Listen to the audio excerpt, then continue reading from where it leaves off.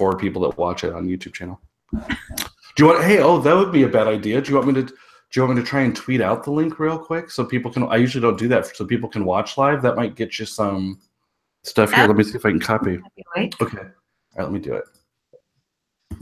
Copy the link, and then you can retweet it. Let's see. Dun, dun, dun. Brian's going to be so mad I didn't tell him. I'm like, okay, well, I'm just going to go ahead and do it then, Brian. Sorry.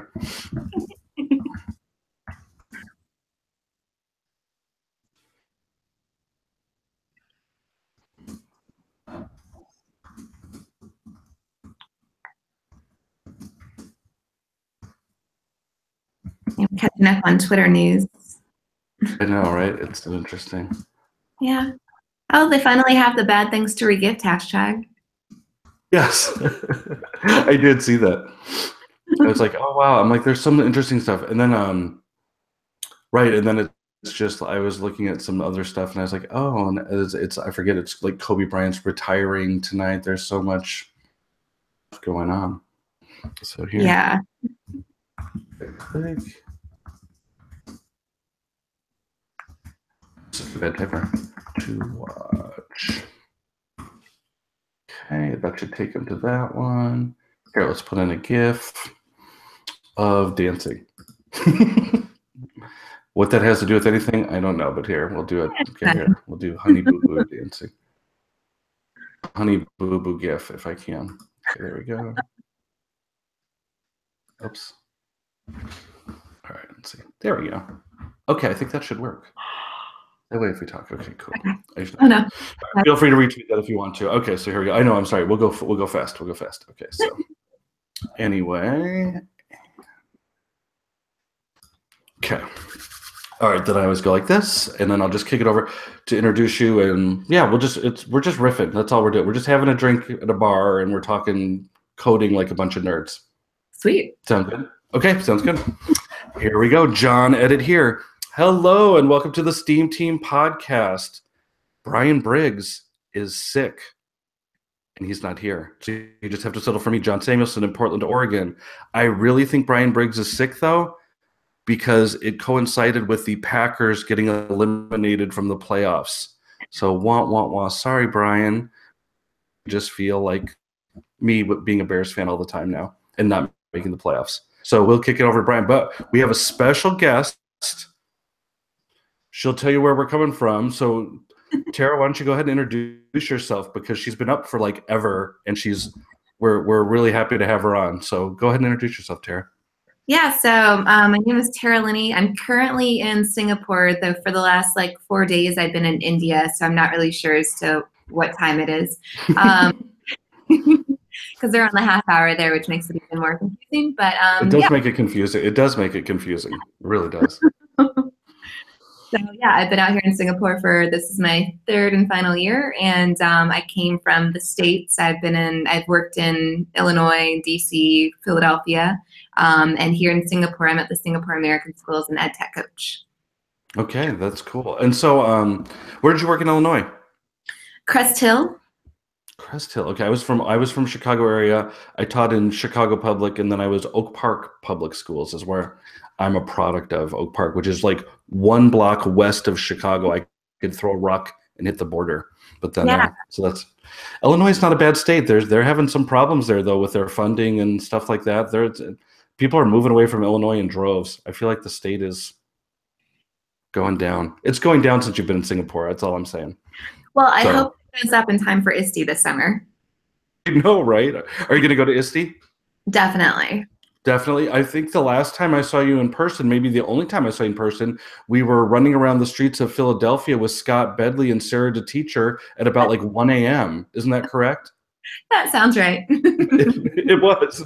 That was before. That was actually, I think that was I like to kind of poke fun at her a little bit. I think that was before she was Sarah DeTeacher. Now, she was just kind of like Sarah DeTeacher then, but now she's Sarah DeTeacher. Oh. Because she's big time, right? Well, she's beyond Sarah the teacher. Now she is Sarah the doctor. Yeah, I followed Sarah the doctor too. She's like, I think I'm gonna play around with this account for a little bit. I'm like, oh my gosh, But yeah, it's funny. So we're happy to have talk to you, and I'm sorry that Brian couldn't be here. Was he part of your Google cohort back in the day, where you guys did Google trainer kind of people or whatever that is? Yeah, so Brian and I met like back in 2014 for the Google Certified Teacher, Google Teacher Yes. Academy, back when it was Certified Teacher, and it was like just an awesome experience because we were at Mountain View, which is like motherboard Oh, of right. all Google. Oh my goodness, yeah, yeah. I still have pictures. They come up on Google Photos with like flashbacks, and I'm like, oh. Oh, because you guys are kind of like once you do that, you're kind of bonded, right? When you go through one of the, I'm kind of bonded with them because we went to Mountain View. We just did Raspberry Pi Academy, and that was just like 2 days, you're done. But we're still feeling like we're kind of bonded too. Yeah, definitely. Like a lot of these academies, especially, I would say like Google has been like the biggest one for me. But then Sure. I did Raspberry Pi this summer, and I don't know if it Mm. was the jet lag of flying from Singapore to Rhode Island, or if it was like the chocolate covered espresso beans. But there are like, quite a few people from that cohort that were like, we bond over Raspberry Pi, but also over chocolate covered espresso beans and insomnia. Yeah. Yeah, that sounds good. Boy, that's a one. Singapore to Rhode Island. Holy cow. You are world traveler. My goodness. Yeah. Okay. Well, it's good. That's fun. I mean, that's good. I'm old, so I have kids, so I can't travel anymore. So I just sit here. I just sit here in North America my whole life, going like, But boy, it's so much fun in North America. But North America is really great because there's what, like 3 countries in North America, plus there's like 48 contiguous states, and you're connected to Canada. Like Right? Singapore is an island. Like you have to travel if you live in Singapore because it's half the size of Rhode Island. Oh, wow. Yeah. I didn't know that. Okay, these are good. See, this is why I don't get out much, so this is where I get my geography, I guess. Then, so but we do have something else to talk about. So when we reconnected, we were talking.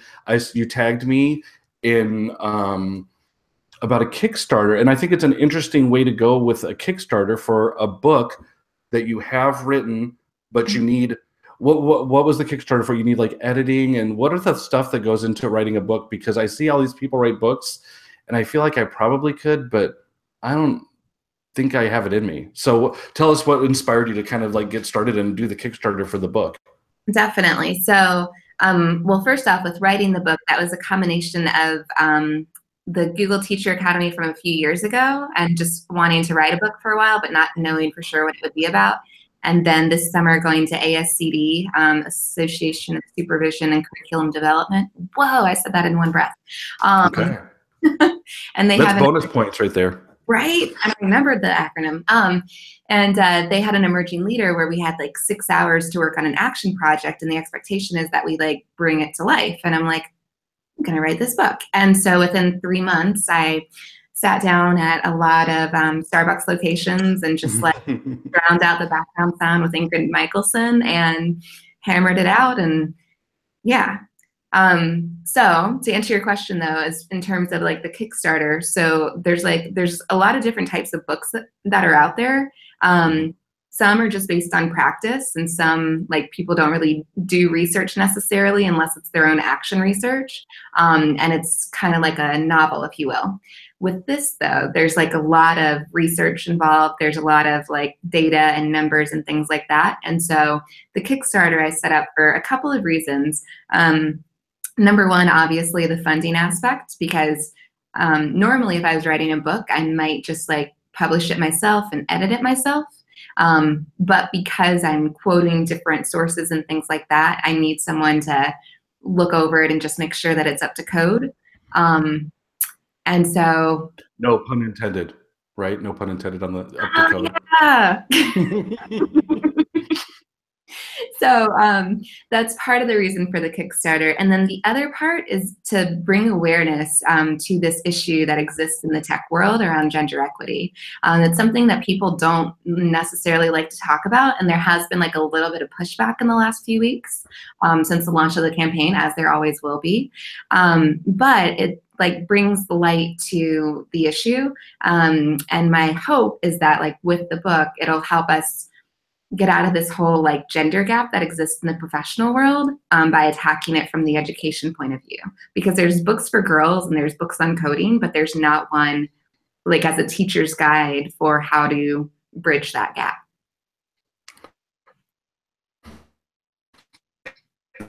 Why would people? What are their reasons? Like, why would they think that writing a book like this? I saw it and I was like, oh, this is a good book that totally interests me. So why would they push back on you? Yeah, I would say out of 500 plus interactions that I've had, like, because I scheduled like a bunch of and personalized a bunch of tweets during the Hour of Code week and things like that. There have literally been like less than 1% of people who have just been like, no, I want no part of this. Mhm. And with two of the people in particular, their whole standpoint was, well, it should be coding for all. And what about the boys? Which makes me kind of chuckle a little bit. Right. It's kind of a silly standpoint, but okay. It is. If they want to go that way, I guess. I mean, right. I mean, coding's for both. I mean, it's definitely, I agree that we need to get more I'm just interested in how to get students coding, but I mean, I think I pay definite attention to, like, okay, if I'm doing like the Wonder League robotics, I definitely want like my girls to not feel like it's just boys, club coming in, and I want to make them feel comfortable, and like that's something that really interests me. I mean, we've all got to be concerned with equity, I would think, as an educator, right? Yeah. Well, and like, so the Sustainable Development Goals that came out just a few years ago, so Sustainable Development Goal number 5, which they replaced the Millennial Goal, is all about gender equality. But the thing with like gender equality, like equality is treating everybody the same way, but equity is giving people what they need in order to succeed. So we can't just go in and say, okay, we're going to treat all boys and girls the same. Like, girls need that little boost that gets them, like, builds up their confidence to be able to be in the same environment as the boys with this new thing. I agree. I think that so yeah, how much have you done, like, so when you're a technology coach, how much have you like, what is your main way to reach students with coding? Do you do computer science, like, d- tell me a little bit about your like, for my job, I mean, I work in a pretty large school district.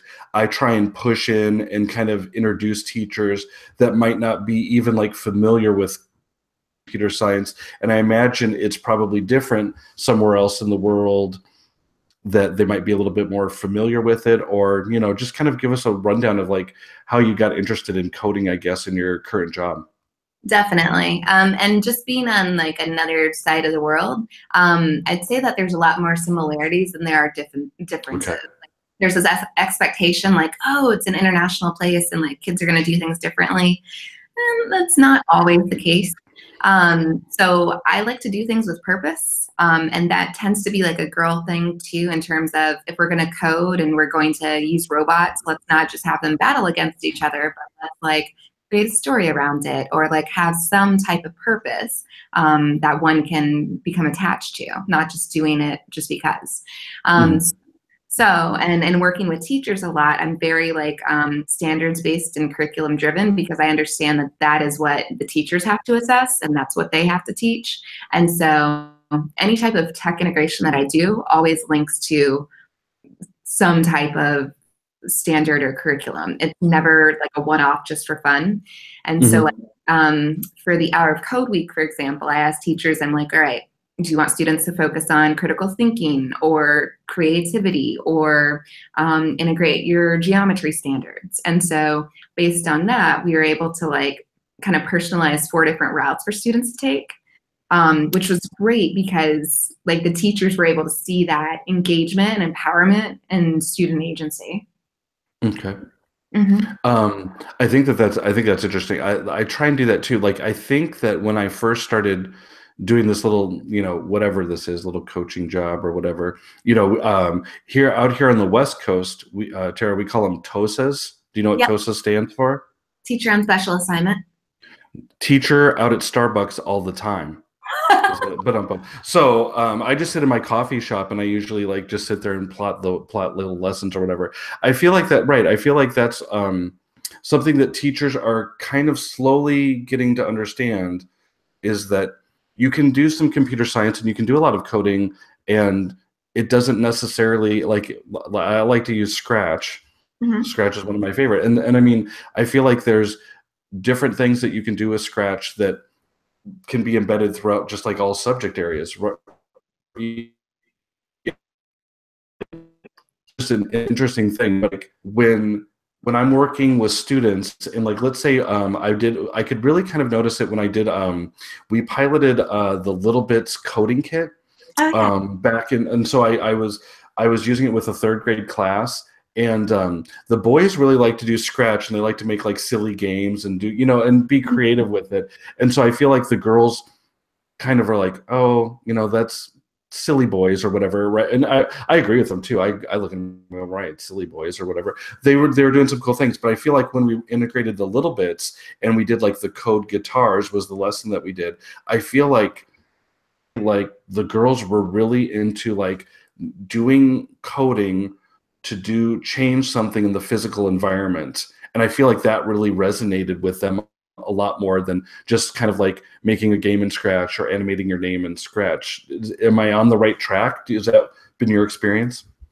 It's been part of the experience for sure.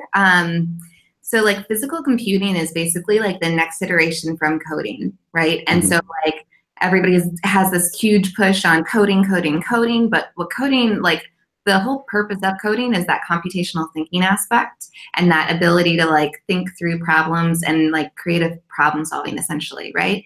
But with computational thinking, that's where like the real job market's going to be in the next couple of decades, because there's going to be so much automation that people are going to need to know, well, a couple of things. They're going to need to know how to hack systems for good, so that they can beat the bad hackers. Like there's a white hat. Right. It's like an episode of 24. We need the good hackers to defeat the bad hackers. Exactly. I was thinking Scandal, but yeah, same. Yeah, same exact thing.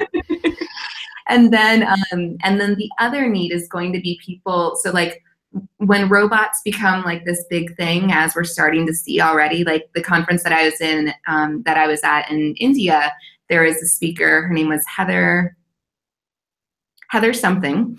Okay.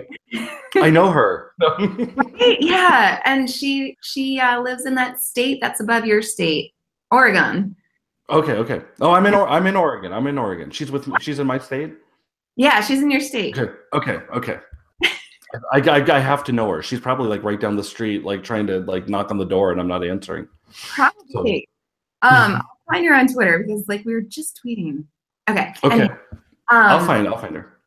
Okay, cool. So like she had a robot that was on the screen, and she showed like this really cool animation of like how the robot like it's called the chore bot, and it was taking over the chores of like the human, like taking the dog for a walk and making the coffee and sweeping the floor and things like that, right? But the thing about it is, like, as these robots start to come to market and as we get these self-driving cars and things like that, there's going to need to be like physical people who understand how those pieces work together. And that's where physical computing comes in.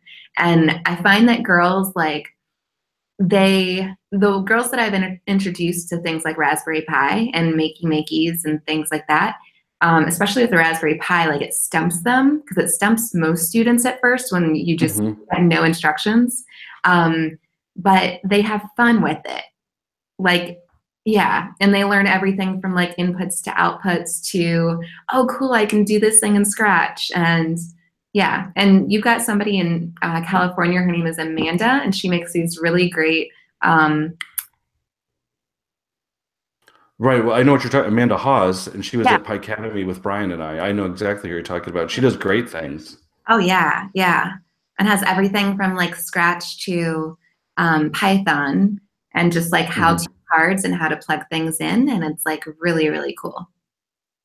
Yeah, that's interesting. So when you're writing your book, so I mean, I'm always looking for, I don't know, so it's something that really is of interest to me. Like I really want to be cognizant of I mean, I'm a white guy, right? I hope last time I checked. But I mean, right, and I don't like everything being a white guy's club. I'm not one of those white guys. I like to promote. So what are some of the, like, without giving all of your stuff away for your book, what are some of the things that you found that we can do as teachers, besides just actually kind of getting kids started with computer science? What are some things we can do to make sure feels like, and that just the white boys club? So one thing for sure is like the inclusion aspect. So whenever you're doing things that are in content areas like math and science and like any type of STEM area, ensuring that like you've got an equal ratio of girls to boys that you're calling on. And then whenever like you're doing partner activities, number one, don't leave it up to random draw, especially when it's in things like coding. And then number two, if you're doing coding for the first time and having kids team up, don't let them choose their own partners, because what happens is boys will go with boys and girls will go with girls. Now, that's really good for building those bonds, but what we're actually trying to build here is an equitable environment. And if the boys are the ones who are always great at coding and so on and so forth, but they've only ever experienced working with boys, then they're going to become those like CEOs of companies that are like, girls don't know how to do that. They could just be a secretary or something, which there's nothing wrong with being a secretary, but like they won't help girls move up the ladder, if you will. Right. So like, all right, so let's say I'm doing this. So now I'm trying to reflect on myself here, see if I'm being a person that's hurting the system. So we did first for Hour of Code. Hour of Code is great, but I'm pushing on Hour of Code. Like every week is an Hour of Code week to me. I'm trying to bring in a new class. I have so many classes that I can bring in. So like we just did a first grade, and they haven't really been exposed to coding at all. So it's kind of their first exposure. So we do Scratch Junior. We have the iPads, we get the iPads fixed up or whatever.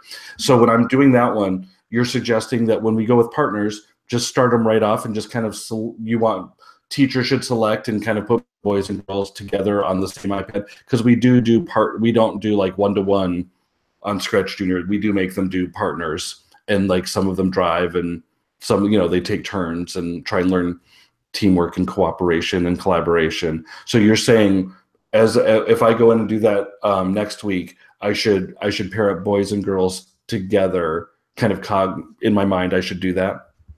Yeah, and have similar, I guess, personality types together. So don't have it like your GATE or your enrichment kids are all together, and then like your low level learners are together, and like, or you have one low level and one high level. Instead of basing it on ability, like base it based on like you're outspoken versus you're shy. Because if you put one outspoken student with a shy student, and if it's a girl, boy, regardless of which gender is which, then the outspoken student is going to be the one to kind of like take over, right? But if you have two outspokens together, then it balances that equation. Yeah, and it creates more just equity in voice.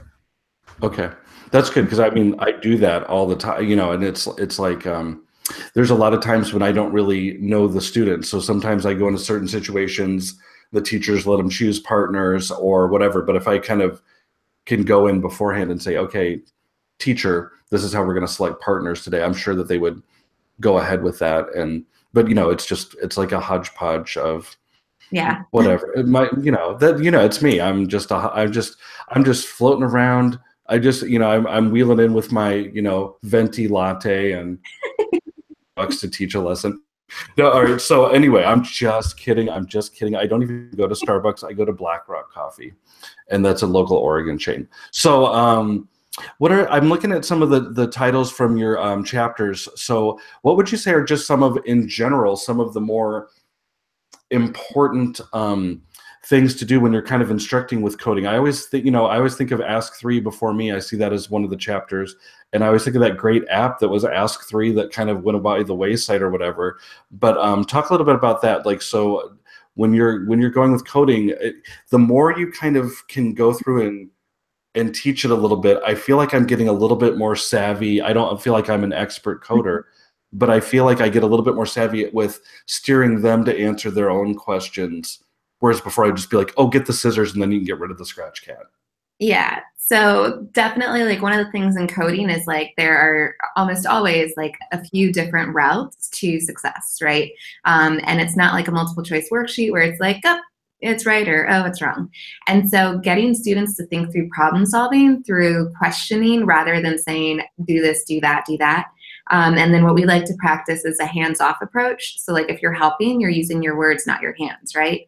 And it really like gets the students to move beyond saying like move that there and do that and that. They actually have to use words that the program uses, which also builds their vocabulary and their understanding and like focuses in on those speaking and listening standards and Common Core. I'm a standards girl. Right. Yeah. You would love my friend Nicole Carter that I work with. Nicole Carter, when we're in ISTE, I'll introduce you to Nicole. She always goes, John, you need to bring it back to the standards. I'm like, okay, I will, Nicole. And I think it's good. It's good to have someone remind you of that stuff. You know, sometimes you're just the doofus teacher and coming in, and I don't want to be seen as the person that just comes in and does like fun. Right. I mean, I like being the fun teacher, but I also like to be the thought of as teacher that actually has a little to give to what the kids are learning and things like that.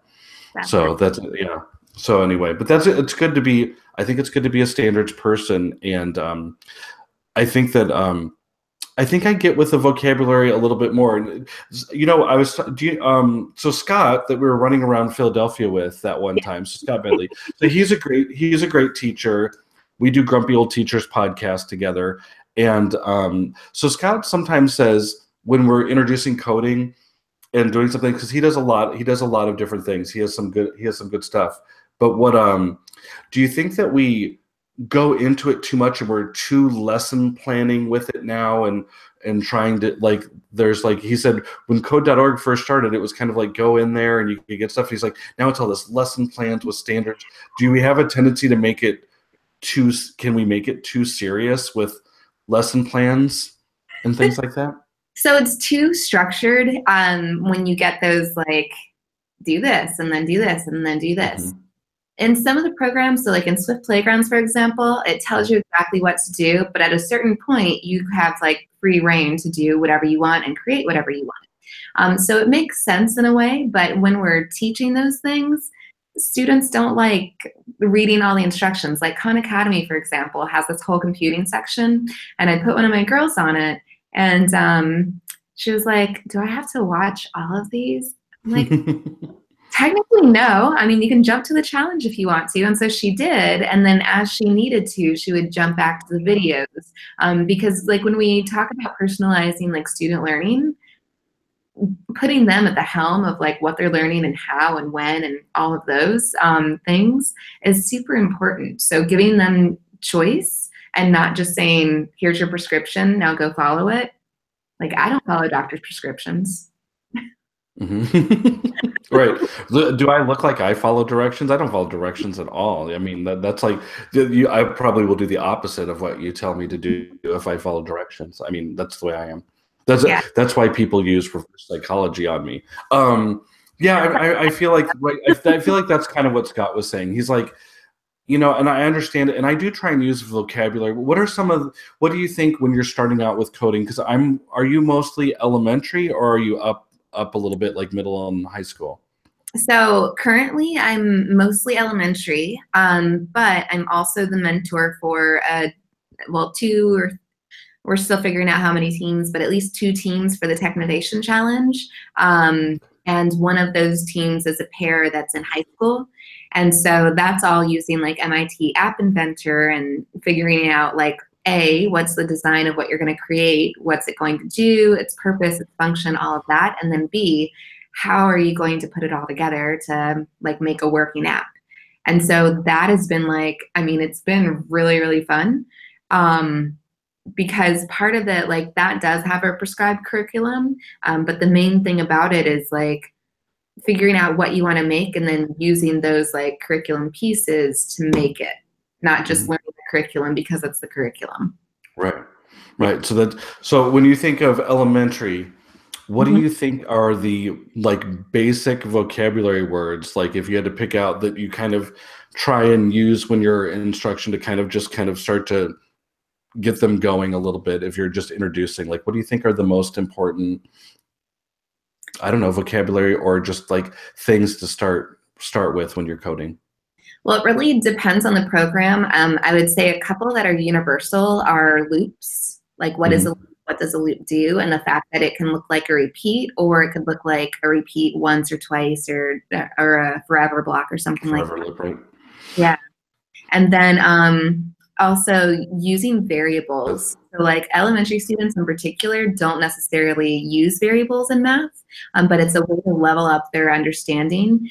And with a lot of like the block-based programs, even with like the script-based programs, there'll be like degrees whenever you're designing something, and it's got to be like on this XY axis, or it's got to turn by this many degrees. Integrating those math terms in where they fit, and kind of pre-teaching that maybe before they learn about it formally in a math class.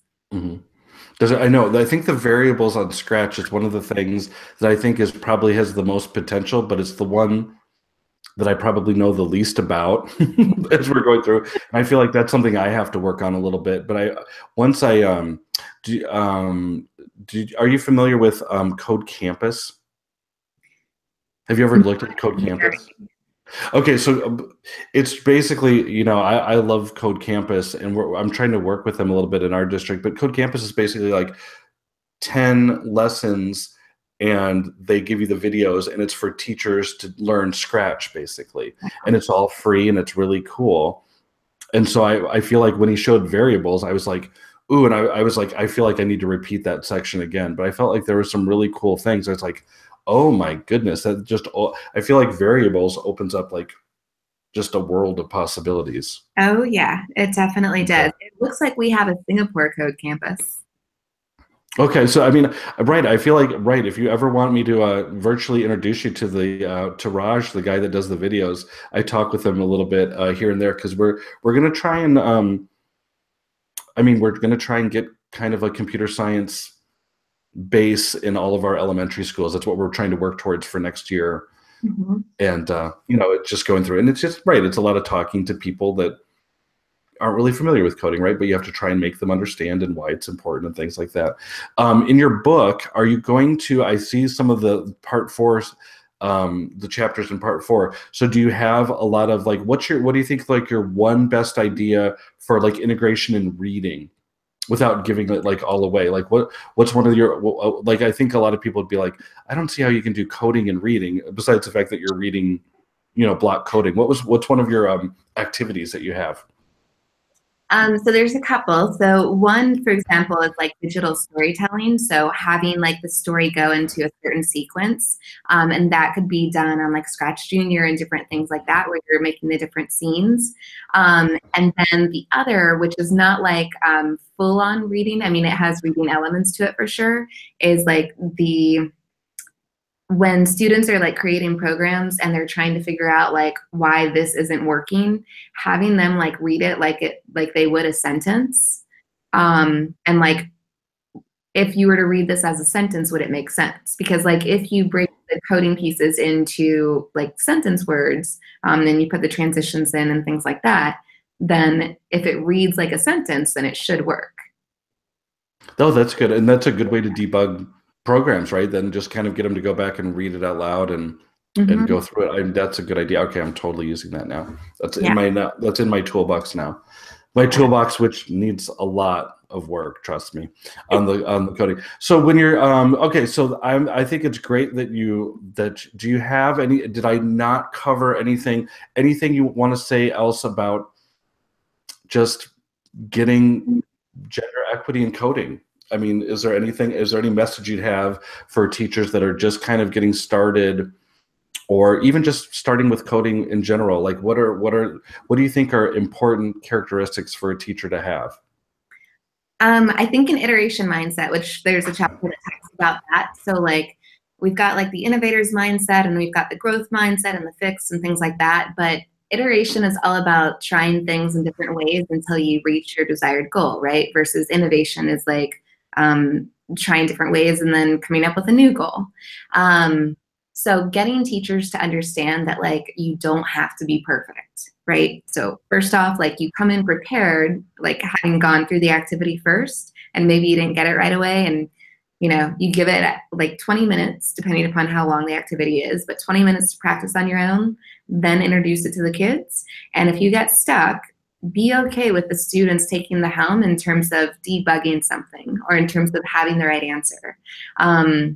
And when you do stop to teach into like a teachable moment when it comes to coding, don't let it take more than 2 minutes. Like if it's a concept that takes longer than 2 minutes, have the kids explain it in a shorter fashion that the students themselves will understand. I think that it's a tough one for teachers. Even when I was talking to the first grade teachers about Scratch Junior, they're like, I feel like the students will know more than I do, Yeah. and I just said, yeah, and that's okay. I think that's great. I mean, you can learn. I don't know why sometimes it's hard for teachers to learn with the students. I always kind of felt that was one of the more fun things about teaching. Now that I'm just a toast out at Starbucks, I don't have those moments as much. But I mean, when you have your own class and you learn with students, I feel like students go, yeah, Samuelson doesn't act like he knows everything. I think that's kind of cool. He's kind of one of us, right? Exactly. Okay, so yeah, it's tough though. It's easy to say now, but I think it's tough. It's tough for some teachers to let go of that a little bit. Well, and a lot of it is like teacher preparation programs because like I went through mine 8 or 9 years ago. But mine was like in a direction in which we were moving towards the more student centered and student like independent learning, if you will. And but I remember like a couple of courses that I took and definitely like getting certified like at the state level and all that. There were some definite messages around you've got to know your stuff, right? And that's like just 8, 9 years ago. And higher ed takes a little while to change, a little longer to change than other things do. So I could definitely understand teachers being stuck in that mindset of like, oh, I've got to be perfect and I've got to be right. But like in life, that's not how things go. And if we're always trying to be perfect, or if we walk away from things because they're too frustrated, then students will then model that behavior because like you did it, so it must be right. Right. That's good. Okay, so here we go. So here, I'm going to ask you some freewheel questions right now. So Brian and I are total. We usually do a thing called Kickstarter Corner. Now, obviously, we won't do Kickstarter Corner tonight because I think we call it Crowdsourcing Corner or something because we have your Kickstarter, right? And I know that Brian and I have both funded back to Kickstarter. So on this one, what are some? I have a ton of stuff here. Okay, so I'm ashamed. But like, I have my Sphero Spark over there, right? I have my Spark Fun Makeys, and Tara, I have like tons of them over here because I'm trying to get them to teachers. I just got my Wonder Workshop little thing where you can code it with the tile. What are they called? They're called the Puzzlets, right? That's the new one. I have like my Sphero Mini right here, and then here's R2D2. And I won't even say, but I've got like 3 Ozobots right here. So on that one, all that stuff is fun. Oh, and I even bought these. These are the new ones. I got the Bloxtels Challenge cards, which just came in. So I've got stuff everywhere. What are some of your favorite, like, do you have any little favorite tools or anything that you've seen that really connects with students that you really like? Because Brian and I love this stuff, but we have serious spending problems. Yes. So I like Dash and Dot, which is made by Wonder Workshop. And they've got this really great robotics competition. And so our school like got a whole bunch of them. But one thing that I ensured was that all of my 4th and 5th grade students, because they're my responsibility, are not allowed to have access to some of the apps that literally just allows you to drive with your finger. Now they have figured out a way around that. But I'm like, no, we're going to use these. Let's like treat them as more than just like cars that you control with a finger. Exactly. Yeah. But I do like the Dash and Dot robots because like the founder has like, he's written so many like articles and things, especially in EdSurge, just around how he got feedback from his children in terms of the design to ensure that it wasn't too much of a boy thing or too much of a girl thing. So I like those for their gender neutrality. And let's see, I like Raspberry Pis because like they're really challenging. And I find that like, so like at conferences, for example, I presented at one here in Singapore a month ago. Wow, I present a lot. November? Oh, my. November. That's good. You should. You're young. You should be out presenting a lot. I'm old. I can't do it anymore. I can't do it. Oh, so yeah. that's good. It takes a lot. But I had like a screen. I would bring it back. It's over there. But I had like a computer screen, and then I had the Raspberry Pi, and I had all the cords, and I've got literally a whole drawer. Oh no, it's my bag now. But I've got a whole bunch of different hats for Raspberry Pi. And so I just laid them all out, and I'm like, okay, there are these task cards if you want them. And they're like, no, we don't need those. And these were like high school teachers. But it was so awesome to see them kind of like toy with just how to get it to turn on first off, and then how to get like the lights to light up, and then using the instructions every now and then. But I mean, watching them for like 20 minutes just toy around with that, like that's what we should be getting our students to do. But I think in order to get comfortable with getting our students to do that, we actually need to be comfortable doing that. So yeah, I agree with you. So, we're doing, so it's funny you should say all this because it'll tie a neat little bow and everything. But January 6th, we're trying a conference and we're calling it Tinker Code Make. And so we're doing it in conjunction with Wonder Workshop. And so Naomi from Wonder Workshop is helping us a little bit, and they're going to give some of the new Q robots to some of the teachers. So I haven't even promoted that stuff yet, which is what I've got to do after I finish up our podcast, because I have to keep working. What do you say? Yeah, I've got so much work to do. But so we're trying. So this is what we're trying to do, and it's just a small 4-hour kind of thing. But we're kind of like combining everything possible that we can. But we're gonna bring out we have a lot of, so in my room, right now I have a lot of tchotchkes, as I like to call them. But so we do have a lot of the things where the teachers can kind of look at them. So we're going to have them go in a big room around with all of our stuff, kind of look around, and then we're going to stop everybody, and then they're going to do pick whatever they want, and they do 2 30-minute hands-on sessions, like with Raspberry Pi or Bloxels or Little Bits or Makey. And so we'll have all the stuff available, and we'll have some facilitators, and then we're going to stop, take a little break, and then we have a gentleman named Rob Van Nude from Tinker Camp, and he's going to do like a design thinking challenge with like plastic and cardboard and duct tape. And so we're going to do a challenge for an hour, and then afterwards, like, I think we always kind of miss the processing time, so then we're just going to have like a little unconference style breakout where people facilitate conversations. That's cool. Yeah, so that's what we're going to try. So I'll let you know how it goes. But yeah, Naomi from Wonder Workshop is helping us. Yay. Oh, that's awesome. I think I saw something on Twitter saying that she is in Hong Kong right now. Like, what? Is she really? I know she was stuck in Atlanta Airport. Atlanta Airport lost all their power yesterday, so she was having a hard time in like Hartsfield Airport. I know that there was like a big to-do yesterday. It was like, wow, see, this is why I can't travel and present anymore. This is why you have to do it. You have to do it. That's crazy. And was it even snowing in Atlanta? No, just the power went out or something. That's weird. The power kept going out in India, but, well, everything still operated. I wouldn't know. I'm a North America guy, so I'm a North America white guy, I guess. So anyway, well, congratulations on getting your Kickstarter funded. And Tara, thanks for taking the time with us. It's great talking to you just about coding. And then when you go to Chicago, I owe you a beverage of your choice, Starbucks or whatever. You let me know. Yay, or bubble tea. Oh, bubble tea for sure. I love bubble tea. Sounds amazing. Okay, well, thank you for joining us. I appreciate it. Yeah, thank you. All right, see you, and we'll catch you on the flip side.